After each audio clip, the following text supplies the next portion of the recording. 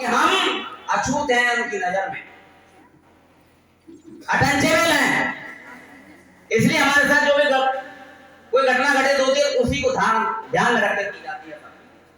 इसलिए बाबा साहब ने जो संविधान में आरक्षण की व्यवस्था की है, प्रतिरोध की व्यवस्था की है, वो सोशली है ना कि इकोनॉमिकली है।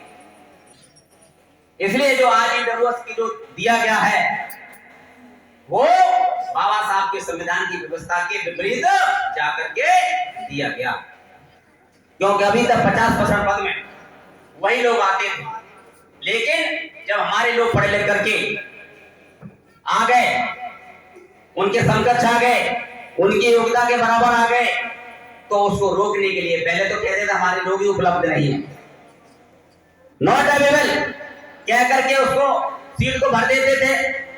लेकिन जब पढ़े लिख करके लोग आगे जानने लगे, समझने लगे, तो उन्होंने कहा कि यार आप तो ये लोग पढ़े लिख करके हमारे जो अनारक्षित सीट है, अनारक्षित वो कहते हैं हमारी, और हम क्या कहते हैं सबकी है वो अनारक्षित, जिसके अंदर क्वालिटी है, मेरिट है, वो जाएगा उसमें। लेकिन उन्होंने कहा हमारी, और कह करके उन्होंने कहा कि अब तो ये पढ़े लिख करके इन सीटों पर भी आने का काम कर रहे हैं, उन पर जाने का काम कर रहे हैं। तो जो मलाई 50% की खा रहे थे 15% तो उन्होंने क्या किया, चालाकी के साथ अपना 10% आरक्षण उस 15% लोगों ने 10% आरक्षित उस 50 में से रिजर्व करा लिया आपने।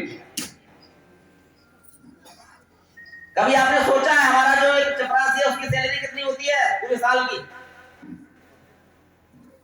कितनी होती है चपरासी की जो हमारे यहाँ 4 क्लास होता साल के कितनी होगी भाई इनकम? 6 लाख होगी शायद, 6 लाख।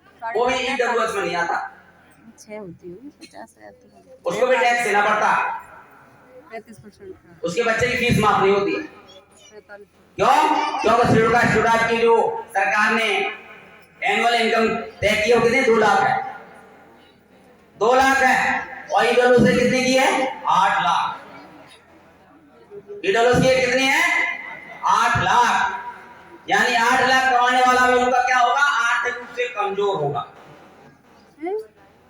आर्थिक रूप से कमजोर होगा साथियों। इसलिए मैं कह रहा हूं कि जो लड़ाई है वो कोई छोटी मोटी लड़ाई नहीं है।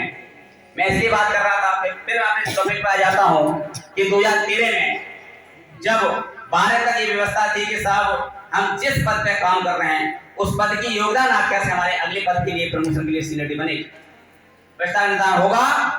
और 13 जून 2013 तक यही व्यवस्था थी। मैं नहीं कह रहा हूं, ये सारे साक्ष्य मेरे पास, विभाग कह रहा है 13 तक यही व्यवस्था थी। ऐसा क्या होता है कि 14 जून 13 यानी एक ही रात में ये व्यवस्था बदल जाती है, और 14 जून 13 को सचिव सिन्हा का एक ऑर्डर आता है कि मौलिक नियुक्ति का तात्पर्य प्रथम नियुक्ति तिथि हो। ऐसा क्या होता? जैसे मैंने कहा कि जो सरकार ने कहा था कि हम सत्ता में आएंगे तो प्रमोशन रिजर्वेशन समाप्त करेंगे, वही सत्ता थी। और 13